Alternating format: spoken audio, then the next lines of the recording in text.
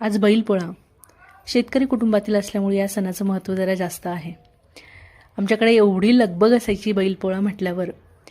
लहानपणी सकाळी सकाळी बैलांच्या आवाजाने जाग यायची बैलपोळ्याच्या दिवशी, कारण सगळी लोक सकाळीच आपली बैलं घेऊन नदीकडे जायची.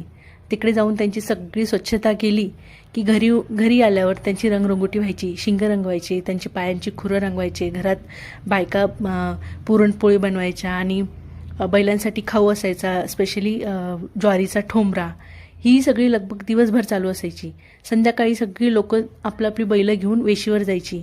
तिथे नारळ फुटायचं. नारळ फुटलं की सगळी लोक आपल्या बैलांना घेऊन गावात एक फेरी मारायची. काही काही होते जे पळायचे, त्याच्यात ते चिखल असल्यामुळे एखादं पळता पळता पडला की ती पाहून एवढी धमाल यायची, आम्ही पोट दुखेस्तोवर असायचो. आणि एवढी मजा यायची, एवढी मजा यायची. आम्ही फक्त ती फेरी कोण पडतंय हे पाहण्यासाठी आम्ही तिथे उभे राहायचो. आणि खरंच खूप छान दिवस होते आणि खूप मजा यायची. गावात जो एकोपा होता तो आता मला नाही वाटत राहिला. सगळी सण फक्त नावापुरती राहिली आता, पण ते जे दिवस होते त्या फक्त आठवणी राहिल्या आहेत आणि खूप सुंदर दिवस होते ते.